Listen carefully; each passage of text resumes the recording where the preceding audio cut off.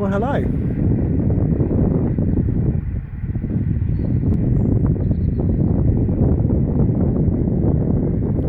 Well, I thought today I'd come out and just show you a little bit around my neck of the woods. And unfortunately, everything seems to have been somewhat conspiring against me today.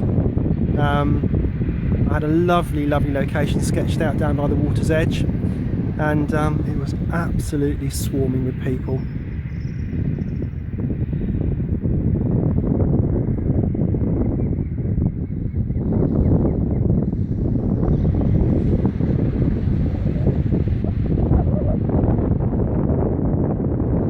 So, I find myself in a place called Brading Down on the Isle of Wight, which is very much my neck of the woods. And over there in the distance, in that grey mess that you can see beyond the landscape, should be the sea and the sky. But unfortunately,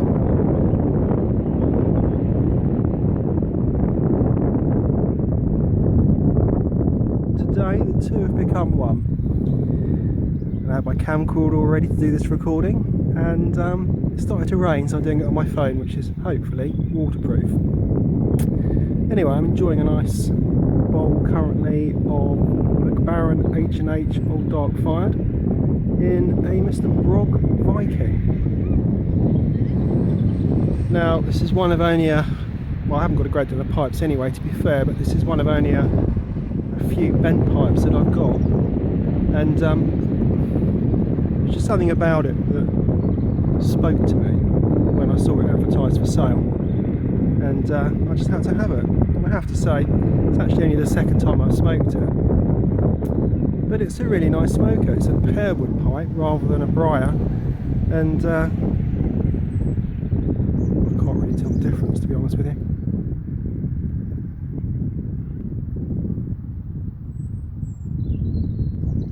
Having a bit of a fight with the weather here, as you can probably tell, and it is quite gusty, which I hope isn't messing up the audio on this too much.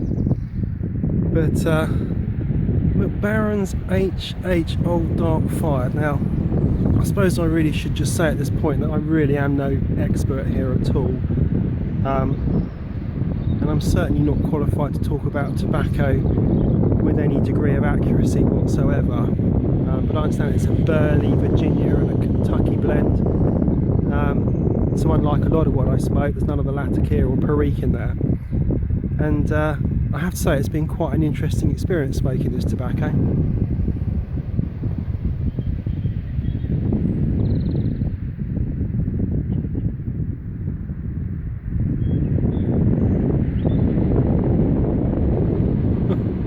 First thing I'd say about it is it's quite damp, so it takes a bit of going. Sorry, it takes a bit to get it going.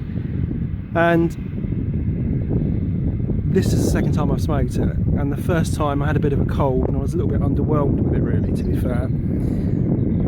This is the second time now, and I have to say, to start with, again, I was a little bit underwhelmed with it, really. It just tasted a bit flat.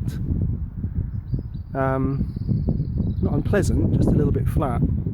But as the bowl has progressed, I have to say the taste is really starting to come through. A lot of people have described it as a sort of cigar-like taste, and I do kind of get that. It is a little bit cigar-like. I'd also say it was a bit dry and a bit bitter, but not in an unpleasant way.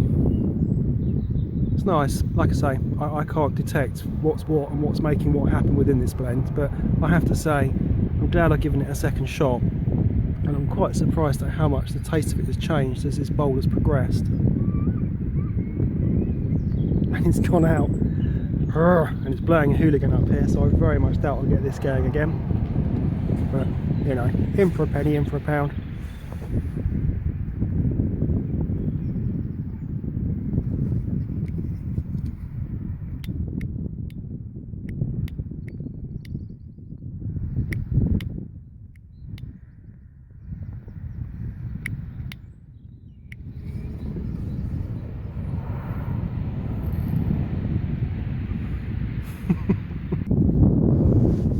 Note to self, must get a Zippo.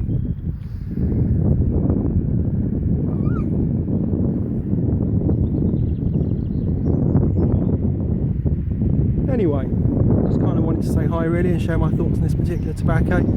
It's in no way, shape or form is it supposed to be viewed as a review, because like I say, I'm really not qualified to talk about these things, but I just thought it would be nice to share a little bit of my scenery with you. Unfortunately, the weather has somewhat defeated me, so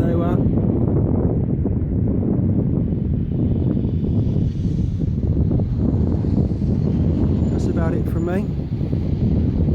Very pleased with this pipe though, I have to say. It wasn't expensive and it smokes really well, it's really comfortable.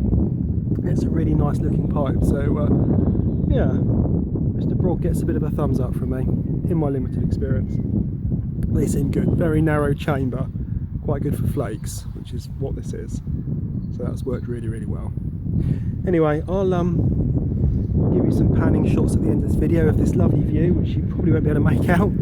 And until next time, I'll be the English Smoker. See you soon.